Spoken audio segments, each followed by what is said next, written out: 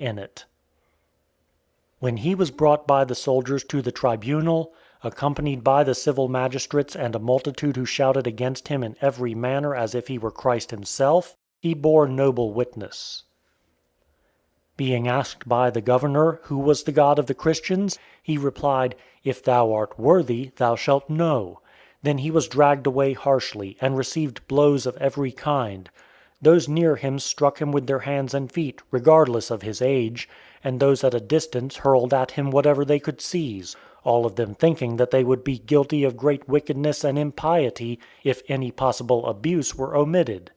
For thus they thought to avenge their own deities. Scarcely able to breathe, he was cast into prison, and died after 2 days. Then a certain great dispensation of God occurred, and the compassion of Jesus appeared beyond measure, in a manner rarely seen among the brotherhood, but not beyond the power of Christ. For those who had recanted after their first arrest were imprisoned with the others, and endured terrible sufferings, so that their denial was of no profit to them even for the present. But those who confessed what they were imprisoned as Christians, no other accusation being brought against them.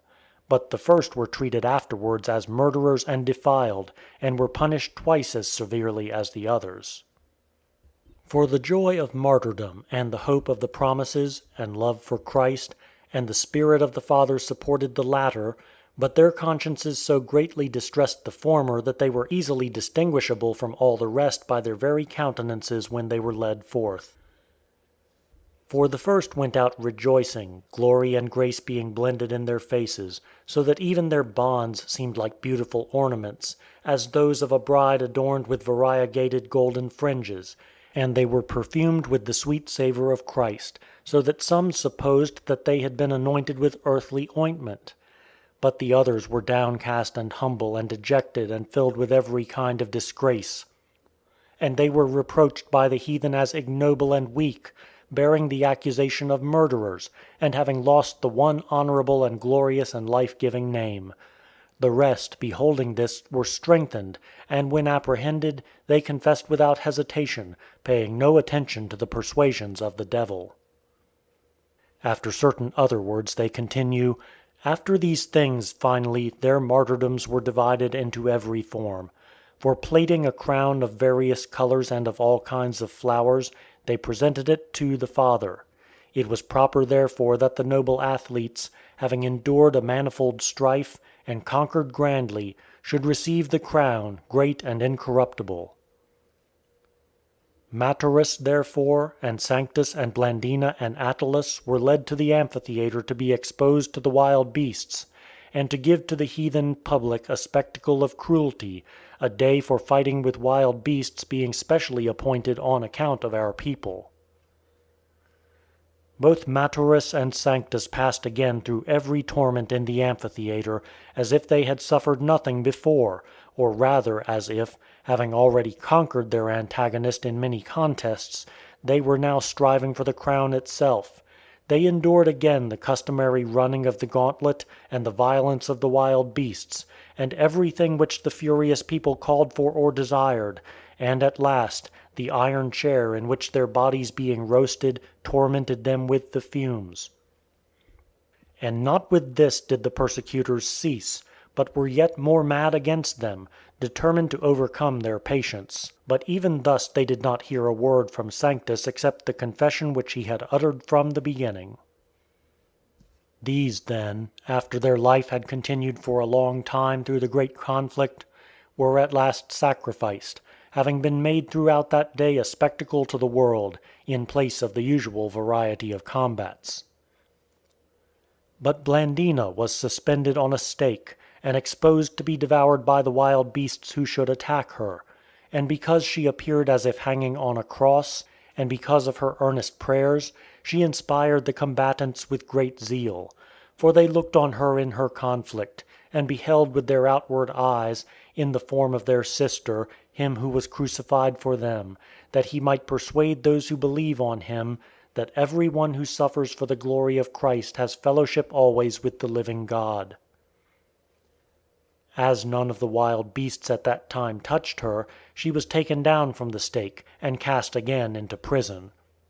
She was preserved thus for another contest, that, being victorious in more conflicts, she might make the punishment of the crooked serpent irrevocable; and though small and weak and despised, yet clothed with Christ the mighty and conquering athlete, she might arouse the zeal of the brethren, and having overcome the adversary many times might receive, through her conflict, the crown incorruptible.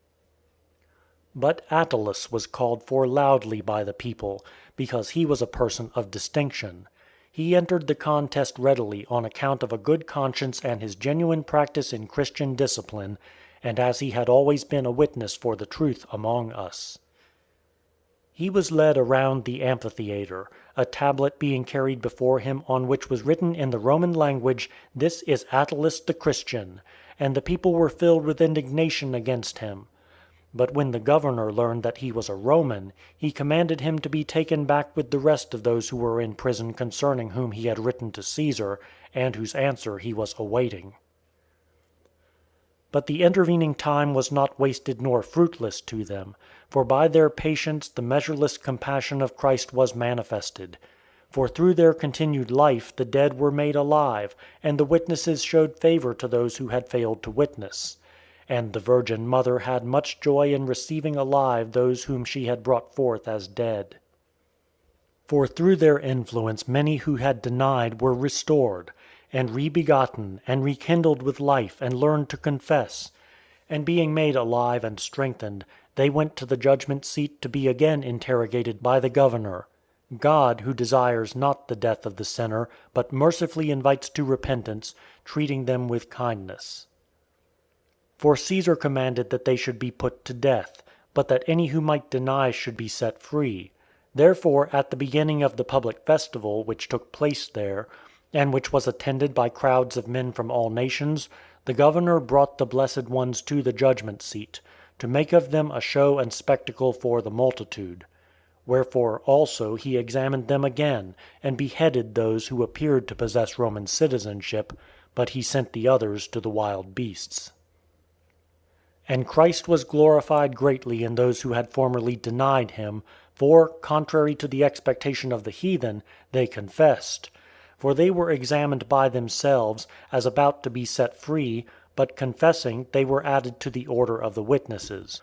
But some continued without, who had never possessed a trace of faith, nor any apprehension of the wedding garment, nor an understanding of the fear of God, but as sons of perdition they blasphemed the way through their apostasy. But all the others were added to the church.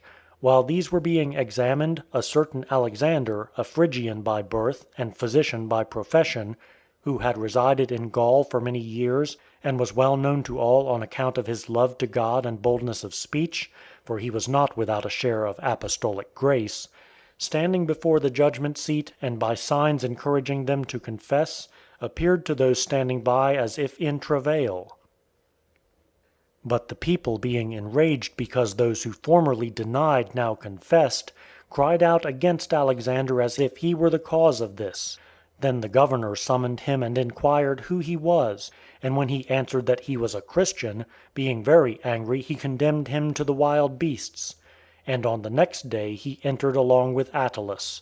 For to please the people, the governor had ordered Attalus again to the wild beasts.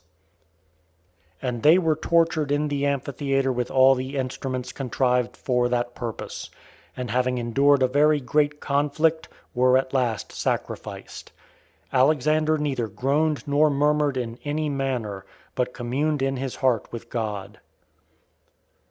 But when Attalus was placed in the iron seat, and the fumes arose from his burning body, he said to the people in the Roman language, "Lo, this which ye do is devouring men, but we do not devour men, nor do any other wicked thing."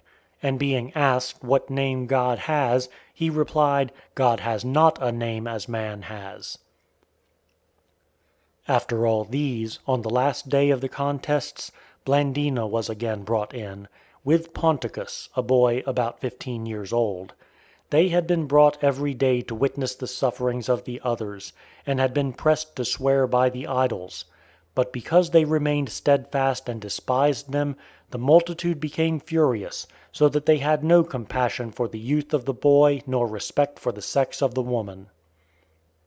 Therefore they exposed them to all the terrible sufferings and took them through the entire round of torture, repeatedly urging them to swear, but being unable to effect this. For Ponticus, encouraged by his sisters so that even the heathen could see that she was confirming and strengthening him, having nobly endured every torture, gave up the ghost. But the blessed Blandina, last of all, having, as a noble mother, encouraged her children and sent them before her victorious to the king, endured herself all their conflicts and hastened after them, glad and rejoicing in her departure as if called to a marriage supper, rather than cast to wild beasts. And after the scourging, after the wild beasts, after the roasting seat, she was finally enclosed in a net and thrown before a bull. And having been tossed about by the animal, but feeling none of the things which were happening to her, on account of her hope and firm hold upon what had been entrusted to her, and her communion with Christ, she also was sacrificed. And the heathen themselves confessed that never among them had a woman endured so many and such terrible tortures. But not even thus was their madness and cruelty toward the saints satisfied. For, incited by the wild beast, wild and barbarous tribes were not easily appeased, and their violence found another peculiar opportunity in the dead bodies. For, through their lack of manly reason, the fact that they had been conquered did not put them to shame, but rather the more enkindled their wrath as that of a wild beast, and aroused alike the hatred of governor and people to treat us unjustly, that the Scripture might be fulfilled, "He that is lawless, let him be lawless still; and he that is righteous, let him be righteous still." For they cast to the dogs those who had died of suffocation in the prison, carefully guarding them by night and day, lest any one should be buried by us. And they exposed the remains left by the wild beasts and by fire, mangled and charred, and placed the heads of the others by their bodies, and guarded them in like manner from burial by a watch of soldiers for many days. And some raged and gnashed their teeth against them, desiring to execute more severe vengeance upon them. But others laughed and mocked at them, magnifying their own idols, and imputed to them the punishment of the Christians. Even the more reasonable, and those who had seemed to sympathize somewhat, reproached them often, saying, "Where is their God, and what has their religion, which they have chosen rather than life, profited them?" So various was their conduct toward us, but we were in deep affliction because we could not bury the bodies. For neither did night avail us for this purpose, nor did money persuade, nor entreaty move to compassion, but they kept watch in every way, as if the prevention of the burial would be of some great advantage to them. In addition, they say after other things, "The bodies of the martyrs, having thus in every manner been exhibited and exposed for 6 days, were afterward burned and reduced to ashes, and swept into the Rhone by the wicked men, so that no trace of them might appear on the earth." And this they did as if able to conquer God, and prevent their new birth; that, as they said, they may have no hope of a resurrection, through trust in which they bring to us this foreign and new religion, and despise terrible things, and are ready even to go to death with joy. Now let us see if they will rise again, and if their God is able to help them, and to deliver them out of our hands.